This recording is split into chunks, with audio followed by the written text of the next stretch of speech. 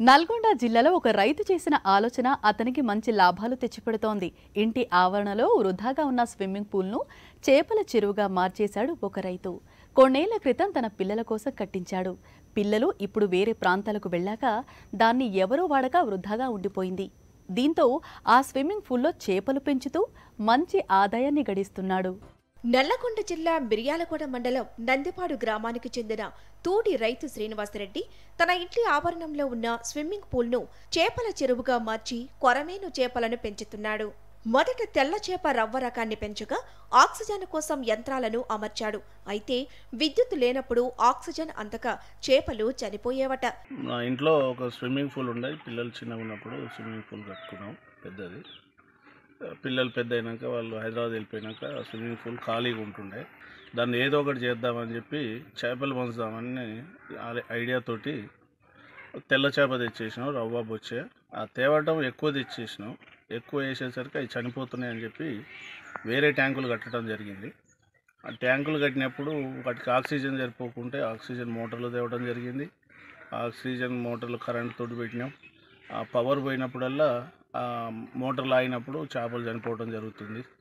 ఇది బాగాలేదని చెప్పేసి ఆ తెల్ల చేప మొత్తం తీసేసి ఏం చేద్దామని వేరే వాళ్ళ సలహాతోటి కొర్రమీను తేవడం జరిగింది.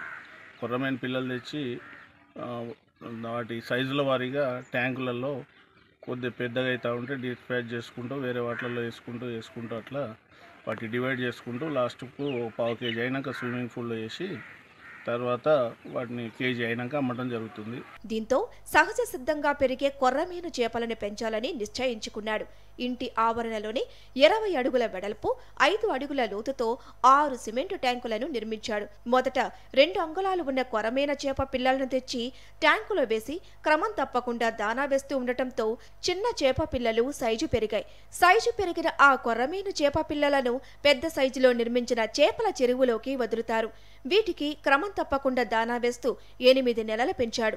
అనుకున్న కిలో సైజు కొర్రమేను చేపలు అమ్మకానికి అందుబాటులోకి వచ్చాయి. కొర్రమేను చేప పిల్లలను పెంచే సమయంలో 15 రోజులకు ఒకసారి ఉప్పు, పసుపు, వేపరసాన్ని నీటిలో కలపటం వల్ల చేప పిల్లలు వ్యాధుల బారిన పడకుండా కాపాడుకునే పద్ధతిని పాటిస్తున్నారు. వారానికి ఒకసారి చేపల చెరువులోని నీటిని తీసివేసి శుభ్రమైన నీటిని నింపటం ద్వారా ఆక్సిజన్ స్థాయి తగ్గకుండా ఉంటుందని అంటున్నారు రైతు శ్రీనివాస్. కొర్రమీన్ల పెంపకం చేస్తే ఎలా ఉంటుంది కానీ ఈ కొర్రమీన్ల పెంపకం ఉన్న చోట పోయి తెలుసుకోగా కొర్రమీన్లు తీసుకురావడం జరిగింది. తీసుకొచ్చి పెంపకం మొదలుపెట్టిండు. ఒక 5 ట్యాంకుల ద్వారా పెంపకం మొదలుపెట్టిండు.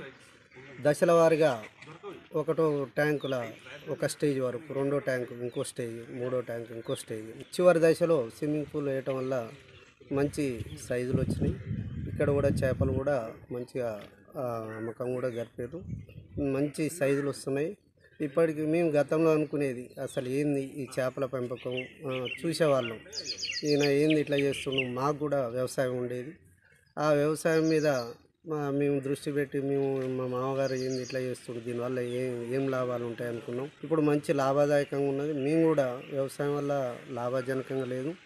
మేము కూడా ఈ కొర్రమీన్ల పెంపకం చేపడదాం అని మేము కూడా అనుకుంటున్నాం. ఎండవేడిమిని తట్టుకునే విధంగా చెరువుపై తెరలను ఏర్పాటు చేశాడు. మిర్యాలగూడలో మార్కెట్ సౌకర్యం ఉండటంతో కొరమేను చేపలకు డిమాండ్ పెరిగింది. కొర్రమేను చేప పిల్లలకు తర్వాత దానికోసం వేసే దానాకు 9 నెలలకు కలిపి మొత్తం 3 లక్షల వరకు ఖర్చవుతుంది. చేపలను అమ్మగా 6 లక్షల వరకు వస్తోందని, ఖర్చులు పోగా 3 లక్షల వరకు లాభం మిగులుతోందని రైతు శ్రీనివాసరెడ్డి అంటున్నారు. మాకు వచ్చేసి కేజీకి ఇక్కడ మార్కెట్లో 350 రూపీస్ పడుతుంది. మా ఖర్చు వచ్చేసి కేజీకి 200 రూపీస్ పడుతుంది. కేజీ మీద 150 మిగులుతుంది. ప్రస్తుతానికి బాగానే ఉంది. ఇప్పుడు నన్ను చూసి కూడా చాలామంది చుట్టుపక్కల ఈ కొర్రమీను పెంపకం జరుపుతున్నారు. మొదట చేప పిల్లలు బయట నుంచి కొనేవాళ్లమని, ఇప్పుడు ఇక్కడే చేప పిల్లలు తయారు చేసి పెంచుతున్నామని చెబుతున్నారు. కొర్రమీను చేపల పెంపకంపై శ్రద్ధ వహించాలి. ప్రతిరోజు క్రమం తప్పకుండా వాటి సంరక్షణ చూసుకోవాలి. ఇలా కొన్ని జాగ్రత్తలు పాటిస్తే తప్పకుండా చేపల పెంపకంతో మంచి లాభాలుంటాయి.